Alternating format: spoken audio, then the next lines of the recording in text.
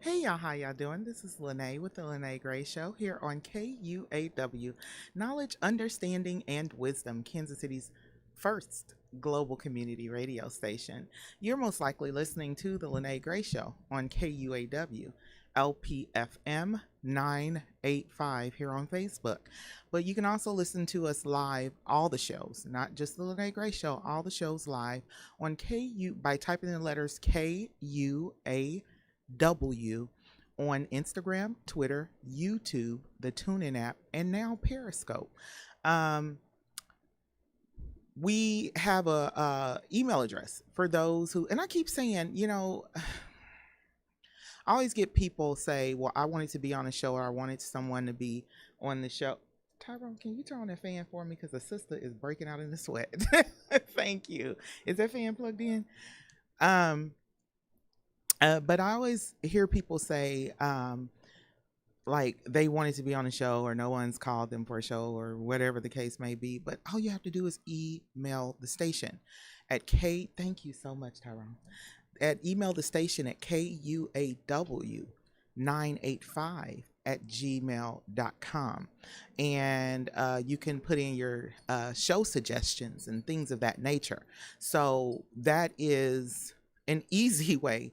If you own a business, if you run an organization, if you do things for kids, you do amazing things in the community.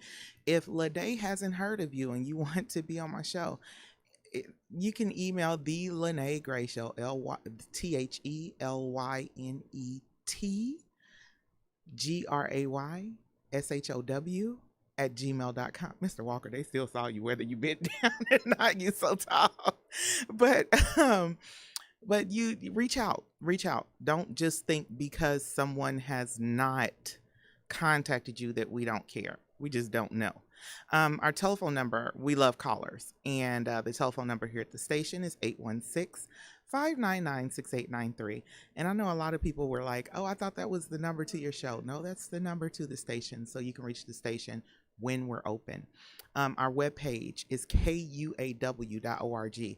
And if you are don't have social media, or you're on sabbatical from social media, you're fasting from social media, whatever the case may be, you can still watch our amazing shows on kuaw.org. The wonderful thing is we have an ongoing station fundraiser, and we're doing one right now. I'm trying to pull our page up, but my computer is running so slow. But we're doing a station fundraiser right now, and so we would definitely appreciate your monthly recurring $3 generous tax deductible $3 donation. I mean, it doesn't get any lower than that, and I set that number. That's not what the station is saying, but I'm like, if we can get everybody who likes the page and who is a fan of the Lynet Gray Show to do a monthly recurring $3 donation that's tax deductible, our station will be able to continue to grow, continue to do upgrades, continue to look at the fact that you can watch us on different platforms now, which is amazing. I'm so excited about that. My computer is running really slow. So, but I had an announcement and it was on my computer. Let me see if I can pull it up on my phone. My phone is janky, y'all. I have decided to stop being cheap and buy a new phone. It is horrible. It is so horrible. But I don't believe in buying new phones because I'm like, why? They build them to break every 6 months. So, but yeah, I have to go buy a new phone. Anyway, I don't know what the announcement was. Someone just sent it to me, and they sent it to me on my show Facebook page, and my phone is running slow. So anyway, today we're going to talk about a really um, a subject that is going to be a Mr. Walker, the button whenever you're done. I'm not going to say much until he comes in the disclaimer. And see, the show before me, he has no clue what disclaimer I'm talking about. Huh? Yeah, no, I'm saying play it. Play the. Do you know? You don't even know where the disclaimer is. Yeah. So they are going to play the disclaimer because I might say some real controversial. This is just in case. just in case I say some things that people don't agree with. Um, but while he's finding the disclaimer, um, this show is, for me, it's something that I think we all need to pay very, very close attention to. It's something that we all need to address. Um, and I'm going to keep saying that we all need to address this, not just the shows, not just me, not just different people who are on platforms, but everyone. Because in what I do, I talk to a lot of our Black men. And I have an understanding of, you ready? Okay.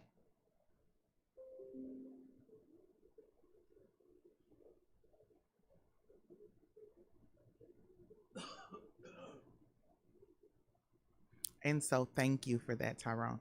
But I get to speak with a lot of Black men, and I get to speak with a lot of men in general. But this is concerning the Black men. We are, for lack of a better word, our country is in an uproar over the treatment of Black men. I'm about to say something real controversial, though. I need our Black men to be in an uproar about the treatment of Black men. It's like our Black men are sitting back and they're letting everyone, not all, but many are sitting back and they're letting everyone else do the fighting. And the issue is, if you're too afraid to stand up and say something, things will never change. It's like the bully in the schoolyard, who everybody is on this bully's case about beating you up and jumping on you and mistreating you. But you're letting everyone else do the fighting for you, and that bully doesn't see you saying stop. So the bully's not going to stop. And so that's the thing about it. We not only do we want you all to stand up for yourselves in the fact of your protests and things like that, but if you cannot compromise your job, I know many Black men are responsible for holding down their homes and they cannot compromise their job. I need you all to turn out in droves and know who you're voting for. Do not put in a vote that is contrary to your self-security. I'm not going to go any further than that, except for to say, do not put in a vote that compromises you and your son's security. Don't go off of, see you later, Tyrone. Don't go off of what other people have to say. Do your own research. Find out what's going on. Find out who said what. Go to the government websites. See what policies have been enacted. But I don't want our Black men to lay down on this one. It's really sad that I heard some numbers about the upcoming November election. And I was thinking that maybe these numbers are wrong. But you all are going to be easy to disenfranchise when it comes time to vote in November. It's sad, but it's true. And how is it that someone can be so mistreated, yet willing to sit back and allow the world and people in corporate America and things like that to just walk on you, and you have the right? It's almost like, what is that when they said that there was a certain study that was done and they opened up the doors and the people who were the prisoners or who were captive or whatever didn't walk through them. The doors were wide open. You can leave, you're free. And they chose to stay in there. At some point in time, people are choosing the hard path. I heard some numbers today that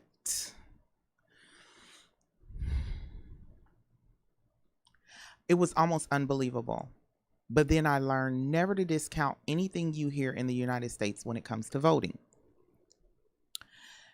And it terrified me because my thing is, when do our black men stand up for themselves? When does our black men say, I'm going to stand up for myself? I see all these other people fighting for me. Like I said, it's like the bully in school. The bully in school, everybody in school can be like, you better leave him alone. And there are certain people who will beat up a bully. Yes. But does that stop that bully from bullying you when that person is around? No. You have to hop up and smash the bully in the mouth and make them learn to leave you alone. But it has to be the person who's being bullied to do that. Everyone is fighting for our black men. Everyone. You have the LGBT community, even though most black men don't like them, they still fight for our black community. You have the whites, you have the Asians, you have the black women. You have everyone fighting for you. Even if you cannot compromise your employment, even if, do so, fight for yourself in the voters booth. I have a thing where I get upset when people say, you cannot make change through voting. And my thing is, unfortunately, a lot of people have accepted that narrative, and you all don't realize that local and state voting, your vote counts. When you vote for Capitol Hill, your vote counts. The only one that does the electoral college is the president. That's the only one. Everyone else, your vote counts. And so that's like saying, and I always tell my children, because this is literally true. I tell my sons, I say, when you vote, you're going to go get your $1 million that they have for you. And the reason why I say this is literally true, because there are millions of dollars in loans and grants and everything that are available for small businesses. What do they call them? Minority disadvantaged businesses, small businesses for black people, but we don't vote. So then we don't vote in the people who ensures that the money gets distributed evenly. And I'm not just, black women will vote, but majority of black men don't exercise that right. And then you say, nobody will give us anything. Or there's no one in office who supports us. Nobody supports us. We're on our own. At this point in time, like I said, I've had so many conversations with so many black men since last Tuesday. I had a promising conversation last night. I will say that. The conversation right before this show that I had last night, it was amazing and it was promising, and it made me excited for the future. But what I will say is, I really need us, in some kind of way, we need to start doing the push to teach our black men civics again, to get them back into not just politics, but everything that goes in politics, everything that politics is like a web, and it goes out and touches just about everything, education and business. And like you've been seeing me say on the internet and complain about the prison industrial complex. And thank you to the person who I'm having amazing dialogue about the presidential nominees concerning the prison industrial complex, Voting Rights Act.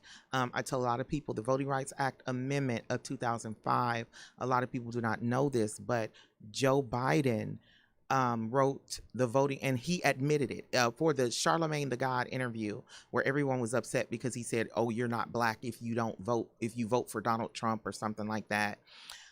People didn't listen to his next comment.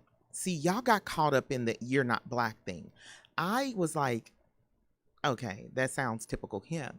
And then he followed up with saying, I'm the one who wrote and passed the law. We know he didn't pass it by himself, but he said that he's the one who wrote the Voting Rights Act law that gave black people 30 more years to vote. Okay, I remember this law because I was outraged. I was as outraged as then Senator Obama.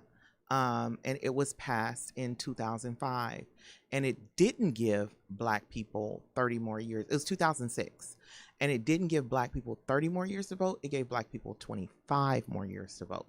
And most people are not looking at that. So, I mean, you're in an outrage and an uproar about voting and who you're voting for, Democratic or Republican. And to me, they're both the same. If you've ever seen them interact, you know they're the same. But literally, you only have 11 more years to vote. So why you mad? Nobody's brought this up in the election. We complain and we fuss and we whine and we moan about reparations. Who's done the math on reparations? I don't know if anyone has ever done the math on reparations. When you see the inflation that reparations is, I mean, I know me personally, when I saw how much the payout was for reparations, and you add in, you calculate inflation, that number made me mad because it was not what I expected it to be. It was like, if I'm not mistaken, like 200 something thousand. I'm like, I can make that in 2 years. But it is something that so many people are yelling for. Reparations, what's the plan? We don't even vote. Black men I always hear black men talking about reparations.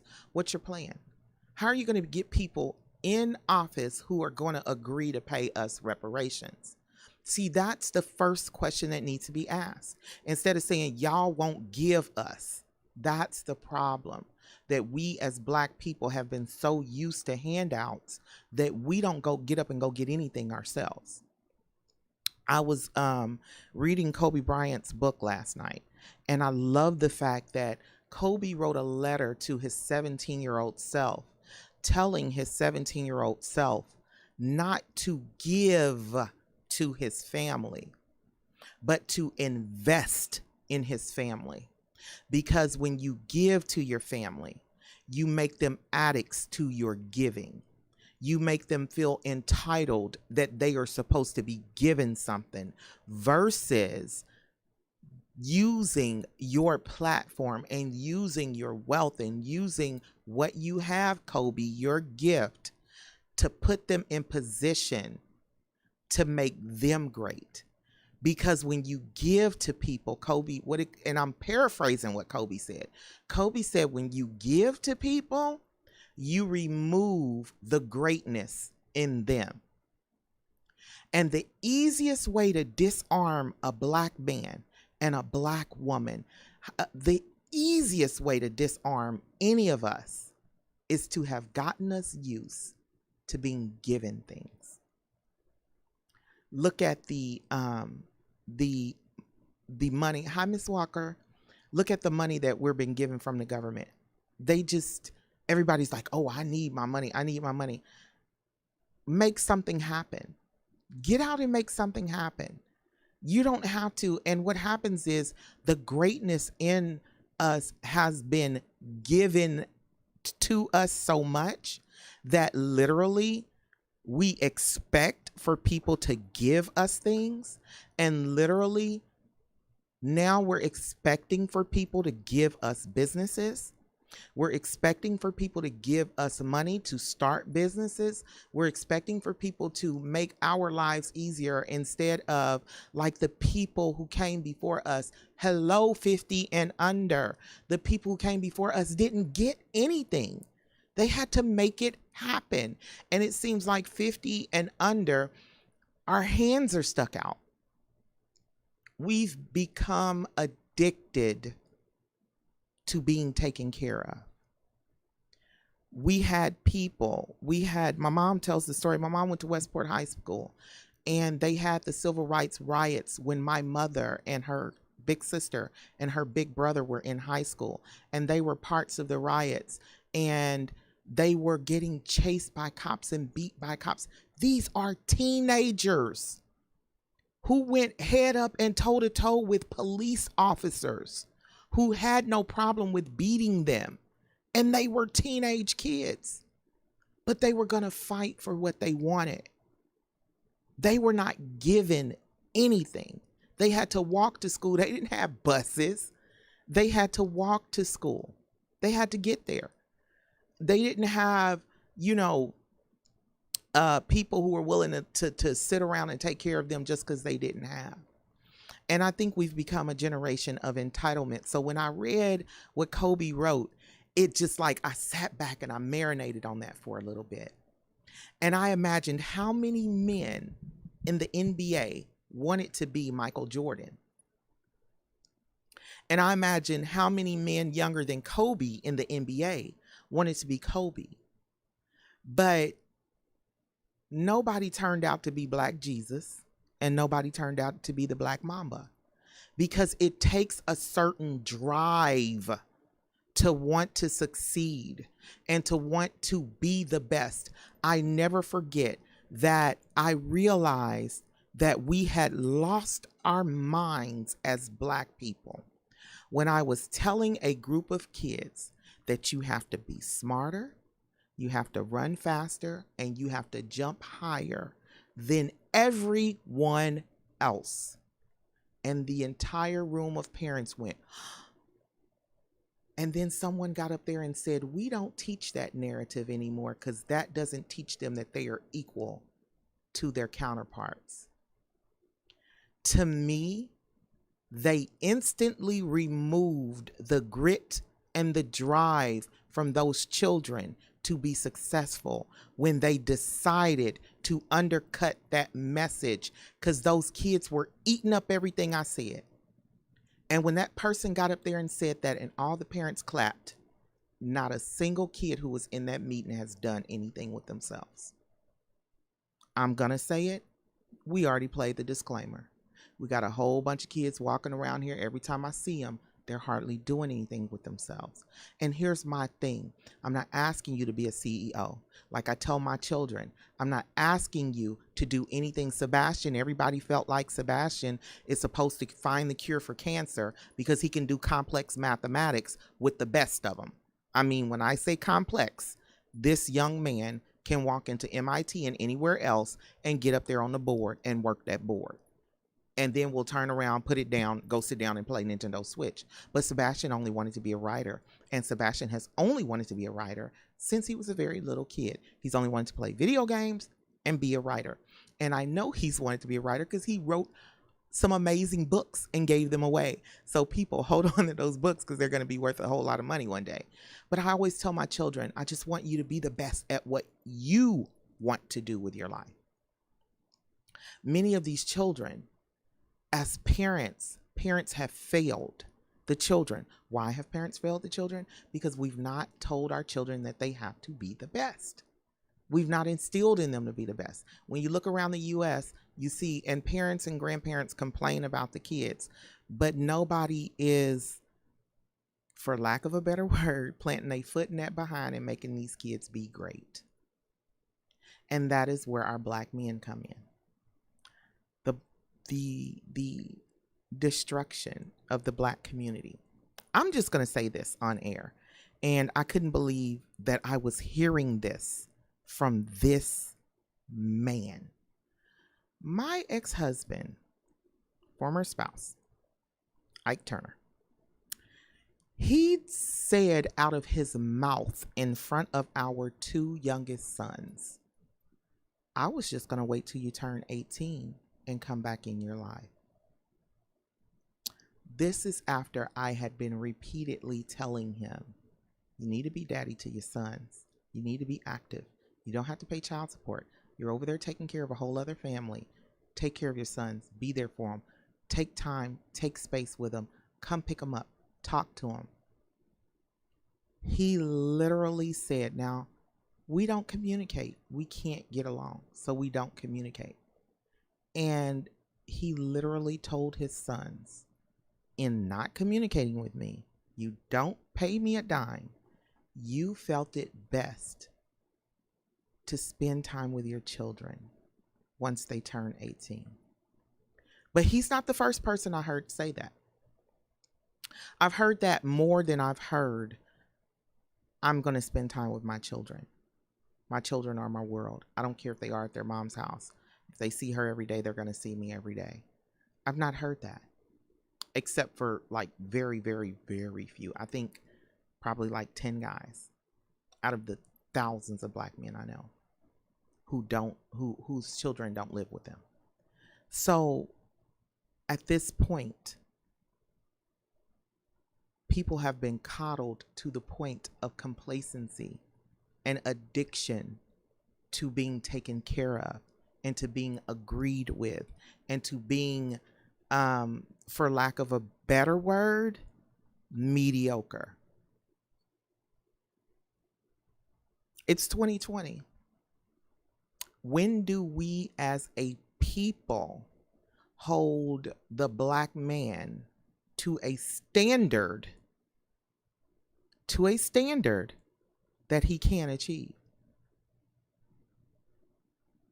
I've seen what a black man can do. I'm a black woman.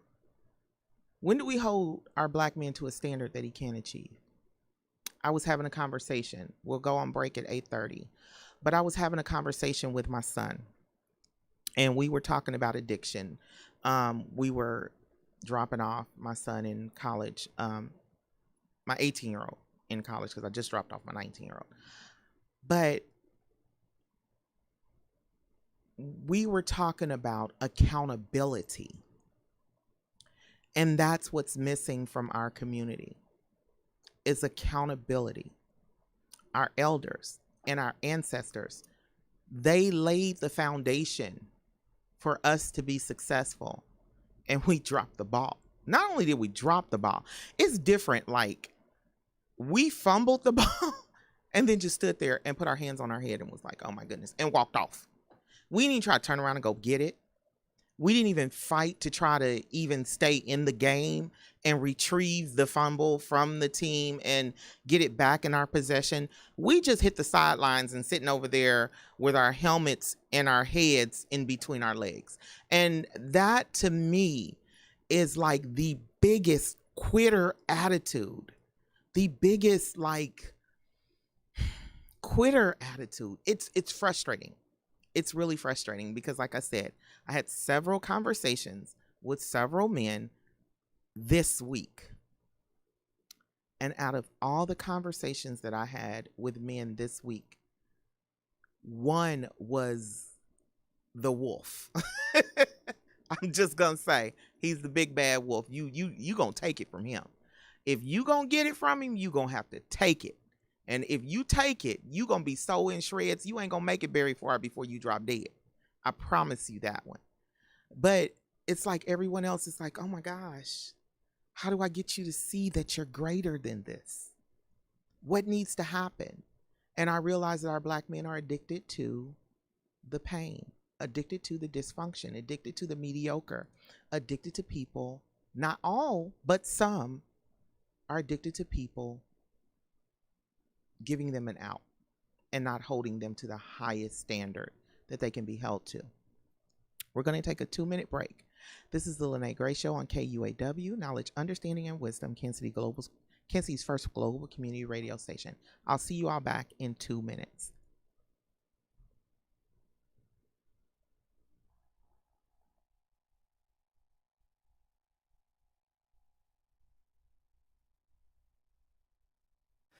Hey, this is a national recording artist called Roland, and I am a proud supporter of KUAW's Summer Fun Drive, and I've got something special in store for you. So come on and join me. Head to KUAW.org and donate now. There is no minimum, but your support of $5, $25, or even $100, it doesn't matter. Whatever you choose will support the community station that gives back to you through knowledge, understanding, and wisdom. And just for being a value listener and supporter, I'd like to give to you my complimentary 10-song smooth CD music pack featuring my new hit single, A Natural High. So don't hesitate. Donate now. And hey, it's even tax deductible. And did I mention I'll be giving to you my 10-song smooth CD music pack? You can't beat that hookup. So I'm going to go ahead now and thank you for your donation. Be sure and include your email address and we will send you information to receive your 10-song CD pack.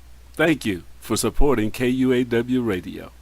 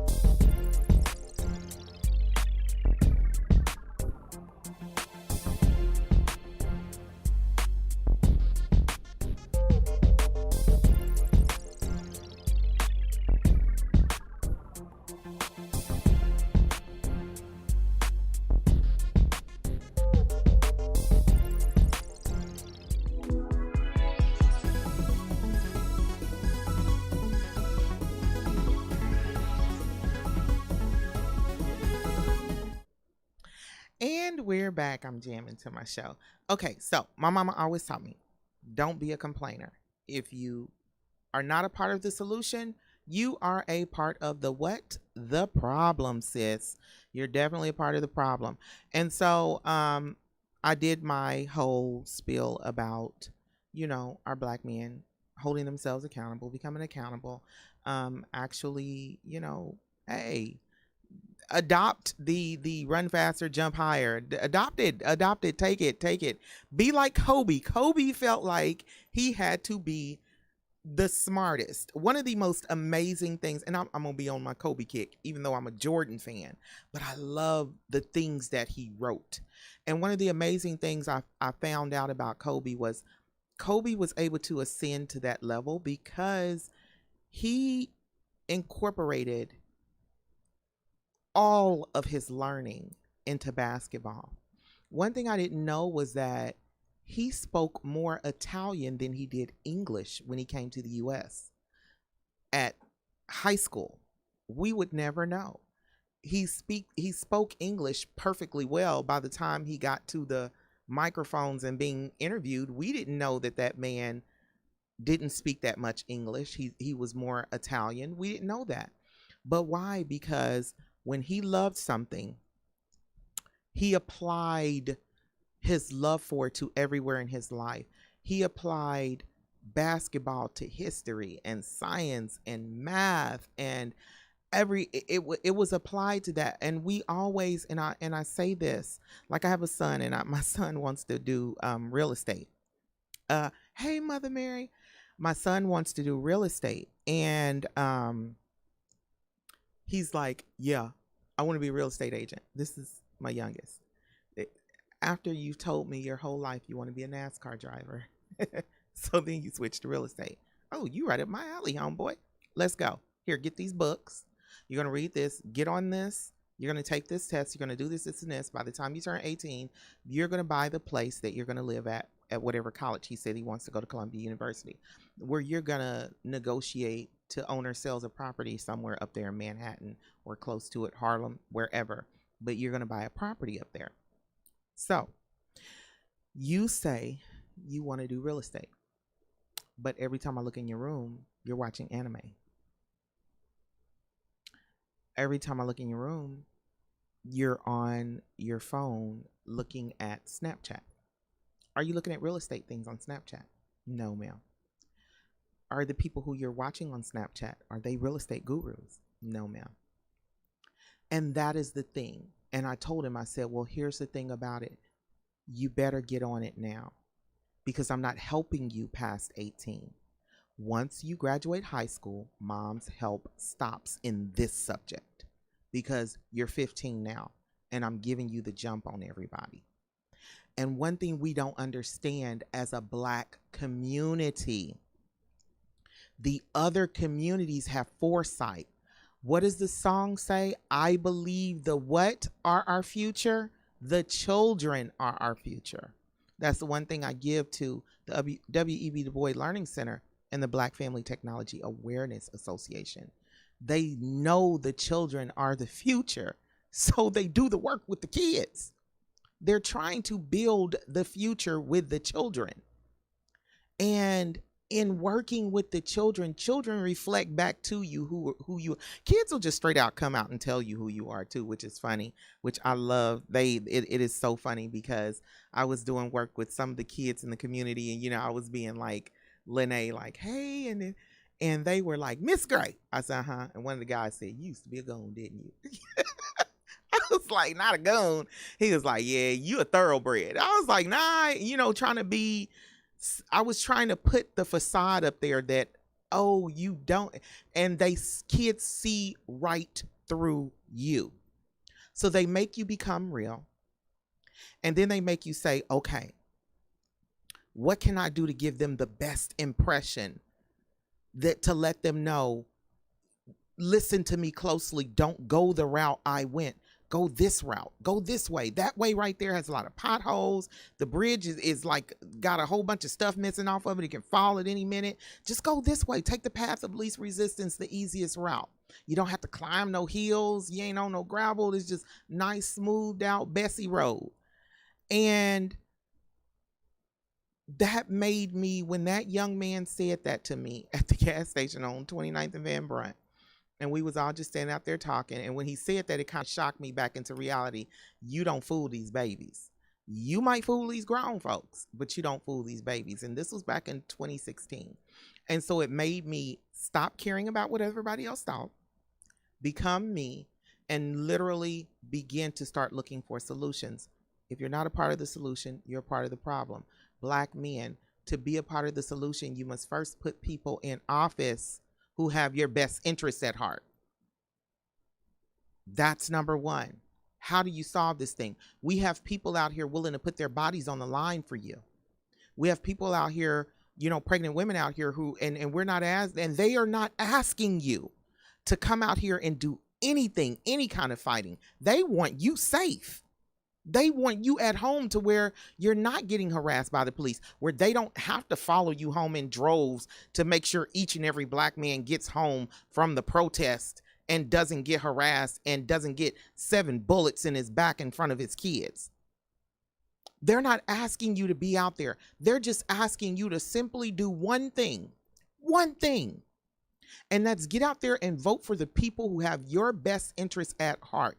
Have you taken into consideration, Black people in general, have we researched the patterns, the history, the background, the records, the voting records, the legislative records of the people who are running for office?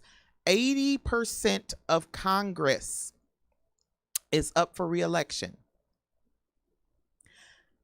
I was given some numbers, and I'm not gonna say what area is about to be disenfranchised. I get a lot of calls, and it's a beautiful thing.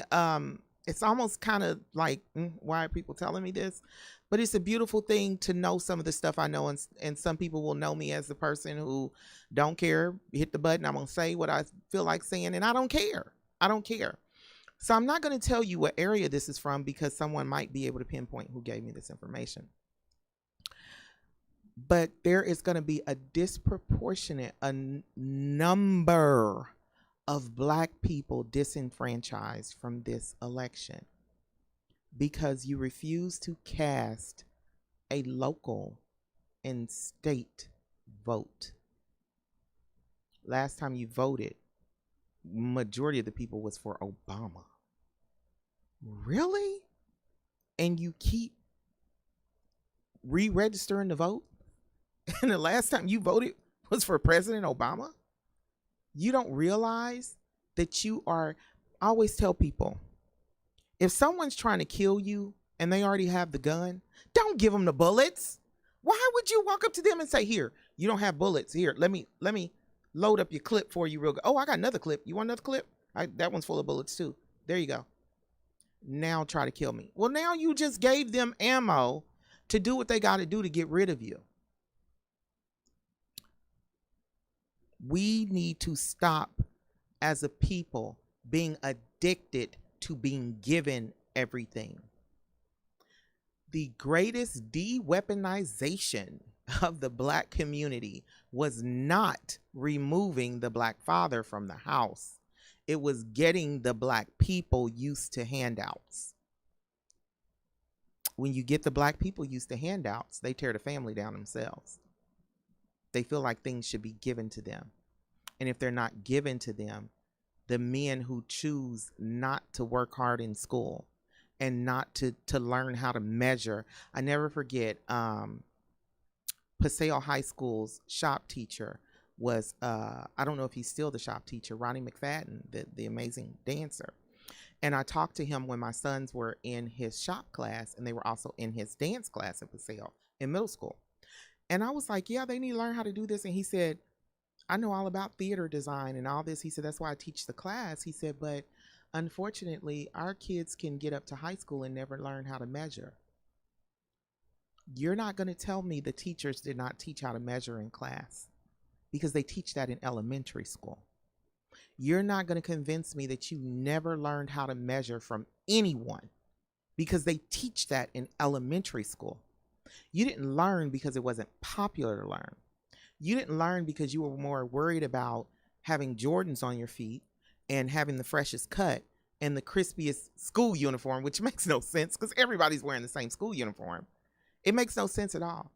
But we focus on the wrong things. And I always quote this scripture from the Bible.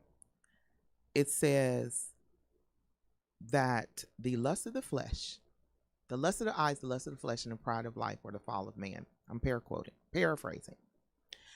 And we've got that down pat as black folks. We can look the part. We have this thing with sex going on that is crazy. And we will be in debt showing off the things that we do not out and outright own. And if we do out and outright own them, majority of the time people have taken penitentiary chances in order to get them. But we do not put ourselves in position. And I will say it again. When my grandfather was dying, the most heartbreaking thing he told me was that he had lined up specific people he was corporate for a bus company. He made history for this certain bus company that still is running. And he was corporate for that bus company. He lined up black people to be in succession, to be able to take his position when he was long gone. Once he retired, when he was long gone, it should have been a stream of black people. Nothing. We should have always seen black people rising to the top corporate. But what happened? Some old I and me Negro got the position and decided that he didn't want to help nobody else. And he left that position, as my grandfather said, wide open to be taken right back over by the white man. And the company was profitable when black people were running it. The company was profitable. And that I and me Negro, I got mine. It's me and mines. I get so sick. I be wanting to punch people in the mouth when I hear people say it's me and mines. Really? And half of the people who say that got some of the least productive family walking. And you like, you know what? Y'all some old unproductive so-and-so such and such is, but y'all worried about me and mine. That's why you worried about it, because you're so unproductive and you selfish that the universe and God can't open nothing up to you, so you ain't used to having nothing. I will say this, and I'm going to keep saying it. Nobody should have to give you anything. You should not feel the right to anything just because you feel qualified. You got to get out there. I tell people, and I just had this conversation last night. President Obama started literally campaigning for president right before he did his Democratic National Convention speech. And that was what, 4 years or 8 years before he ever put his name in the hat for president. And they said this man was going door to door. And he was asking people to put in $1 and $2 and $3. But he made it. I will say there's a recall for our mayor. I ain't got 2 words to say about it. Y'all already know how I feel. He was my 3rd district councilman. I don't know why y'all thought he was going to do more as mayor than what he did at 3rd district at large. But I'm going to keep my comments to myself, even though it just came out of my mouth. But anyway, there is a recall for him for mayor. But how did he win a position that he was clearly being beaten by Jolie Justice in the area that he won? He got out and he put action to it. He didn't sit there on the internet. He didn't sit there hoping that making calls and people coming to him and this and the other. He went to where the people was. He had a vision in his mind. And he spoke it out of his mouth that he wanted to be mayor. And then he put action to his vision and his words. Psalm 82:6 says, and ye are gods. Ye are gods and children of the Most High. And if God called you a God, what does God mean? God means creator. God simply means creator. That's what God means. Genesis 1:26 and 1:27 tells us that God created us in their image, 26, and 27 says he is. So whichever one you believe, and they gave us the power, or he gave us the power, whichever one you want to believe, they both line up with Psalm 82 and 6. Nowhere in either of those, when you see and you read Psalm chapter 82, it tells you, arise, O God, and judge the nations. Recognize who you are, and then get up and do something about it. We are addicted to being taken care of. We are addicted to being given things. Our black men are addicted. Young black men, normally under the age of 50, are not used to making it happen for themselves because there's always been a safety net. Whereas those who are over 50 didn't have a safety net. We're not given a safety net. We got to wake up, y'all. It's time to wake up. Put action to your words and to your thoughts. Before it comes out of your mouth as a word, you've thought it. Many people had the same vision as Kobe Bryant to not just be Michael Jordan's greatness, but to be greater. But only Kobe put in the work day and night. He sacrificed going to the club. He sacrificed having girlfriends. He sacrificed all things fun to study a man day and night. And not only did he, because see, this is where we as black people fall short. We study that thing and we know it left and right. We could tell you all about it, this, that, and the other. What movie he made, what time he made the move, what day game it was, what pair of Jordans he was wearing when he made that move, and what specific number goes to those Jordans. But how many people ever got out like Kobe did and tried and kept doing until they perfected it? We have an issue with being taken care of and given everything in the black community. They say the black woman demasculinized the black man. We did not. You gave your enemies the bullets to their gun. You shouldn't have to rely on anyone for anything. Wake your mind up. I always say our biggest problem is our own mind control. We have zero control over our own minds. And I'm going to say something. And a lot of people are not agreeing with me on this Kamala Harris thing. But y'all was the same people who didn't want her to be president. But now she's good enough to be vice president? See, that's why I don't follow the crowd. Everybody wanted her out of that presidential race. Every single person I know. That's why she dropped out. She couldn't get the nomination, remember? So now everybody is super excited about her being vice president, and everybody's going to vote for her. You're being mind controlled, and you don't even realize it. Wake up, y'all. Wake up. You got 11 more years, and they're going to show you who you really are. Because once they remove that Voting Rights Act, we have no power. Zero. 2031, we will have zero power. And y'all gonna have to understand. I'm gonna read these comments that popped up. It said, a hand up, not a handout, is the mission work with the homeless women. I said high expectations because you get what you expect. Exactly, Mother Mary. Exactly. She's telling the truth. A hand up means to use what you have to put someone in position to become successful with their own actions. I justify this statement with this. Aiden got a flip phone from me in like January or February. I wasn't playing with him because Aiden was just, oh, this phone has insurance. Let me go ahead and lose it. Oh, I'm going to break this.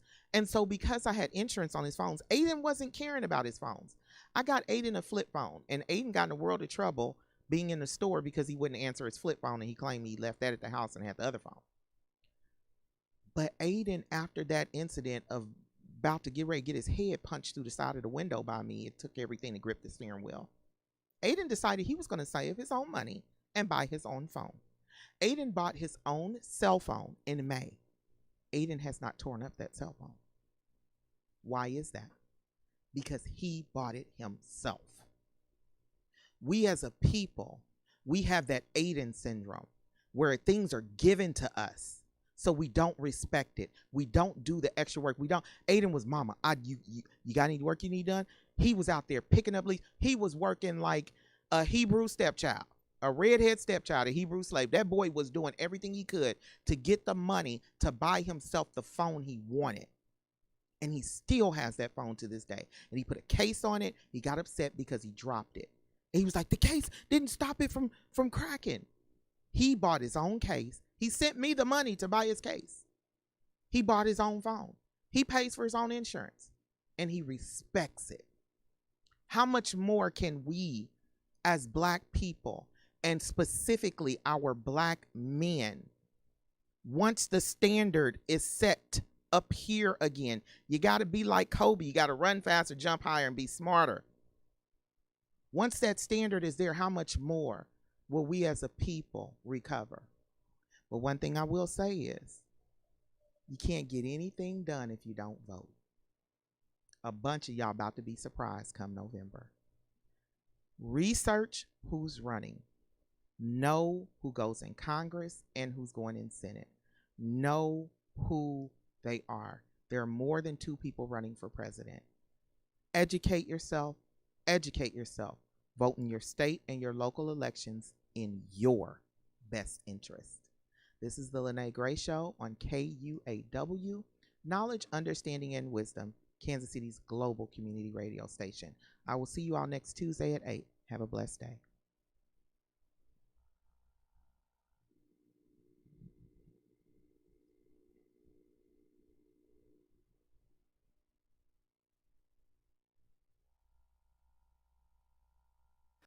He's a national recording artist called Roland, and I am a proud supporter of KUAW's Summer Fun Drive, and I've got something special in store for you.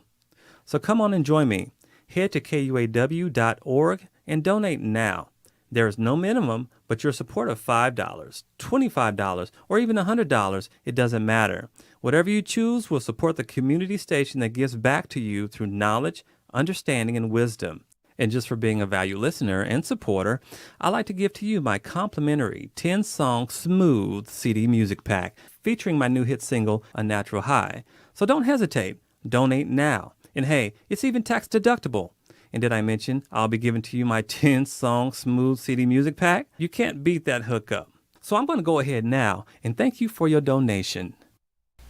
Be sure and include your email address, and we will send you information to receive your 10-song CD pack. Thank you for supporting KUAW Radio.